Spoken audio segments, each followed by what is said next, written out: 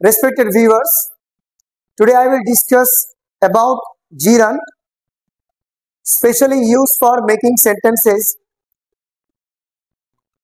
Most of the sentences related to gerund using very conventional sentence. You will get it when you are journeying by a train. Smoking is extremely prohibited in the train. Here is smoking gerund. So জিরান্টের যে প্রয়োগ, বাস্তবে যে প্রয়োগ দেখতে পাওয়া যায় সেটা আমি বুঝিয়ে দেব আজকে। জিরান্ট বলতে যেটাকে নাউন বোঝানো হয়, জিরান্ট মানে নাউন। কিভাবে আমরা বুঝবো এটা gerund?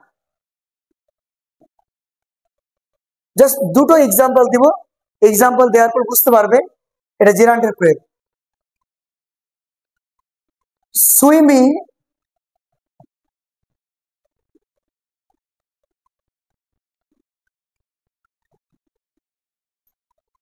is my hobby.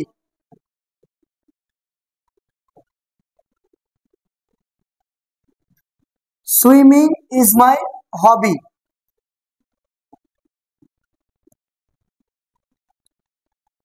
Here swimming subject.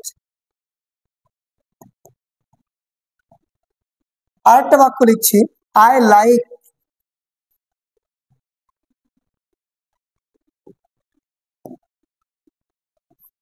I like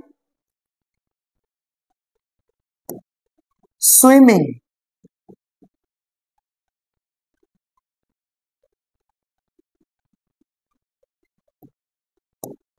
আমি সাঁতার কাটা পছন্দ করি। এটা কিন্তু অবজেক্ট। একই শব্দ বাক্যে দুটি স্থানে বসেছে। যখন বাক্যে সাবজেক্ট এবং অবজেক্ট হিসাবে কোনো ভার্ব ব্যবহৃত হয় তখন তাদেরকে জিরান্ট বলে। এরকম উদাহরণ অসংখ্য ইংরেজিতে দেখতে পাওয়া যায়।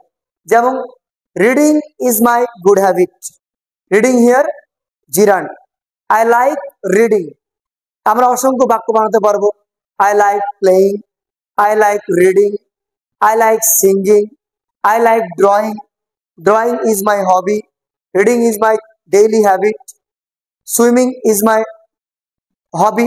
অসংখ্য বাক্য বানাতে পারবো। তাহলে when any verb with ing will be used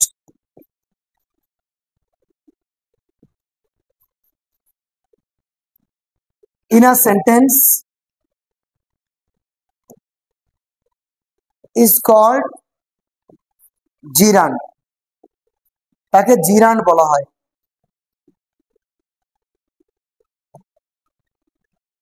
খুব সহজে আমরা বুঝতে পারলাম জিরান্টের প্রয়োগ। এইভাবে আমরা অসংখ্য বাক্য বানাতে পারবো। আরেকটা বলি, এই যখন আমরা প্রিপোজিশন অ্যাপ্লাই করি, যেমন নো নিড অফ,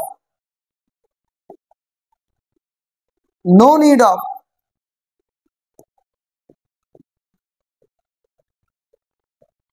বলার প্রয়োজন নেই, নো নিড অফ সেইং বলার প্রয়োজন নেই, এটা কিন্তু নাউন হিসাবে ব্যবহৃত হয়। আমরা জানি যে প্রিপোজিশনের পরে যখন কোনো ভার্ব আসে তার সাথে নাইন মানে নাউনটা যোগ হবে।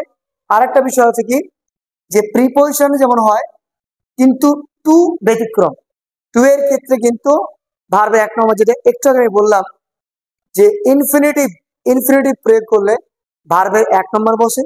যখন আমরা আইএনজি অ্যাপ্লাই করব, প্রিপোজিশনের পরে আইএনজি অ্যাপ্লাই হয়।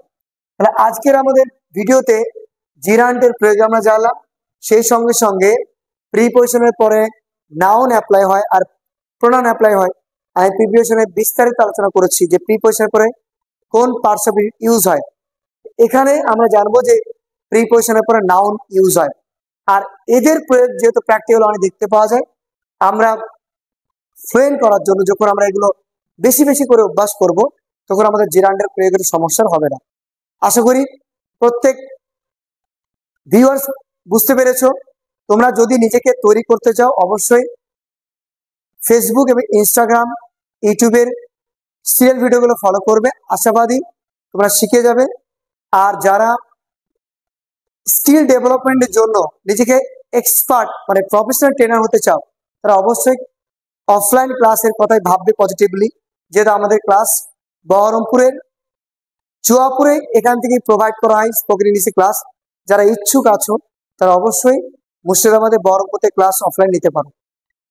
তাহলে তোমাদের এই সংক্রান্ত যে ডাউটগুলো থাকছে ফেস টু ফেস, তোমাদের যখন প্রশ্নগুলো ক্লিয়ার হবে, তো ইংরেজি ভাষা আমার কোনো ডাউট থাকবে না।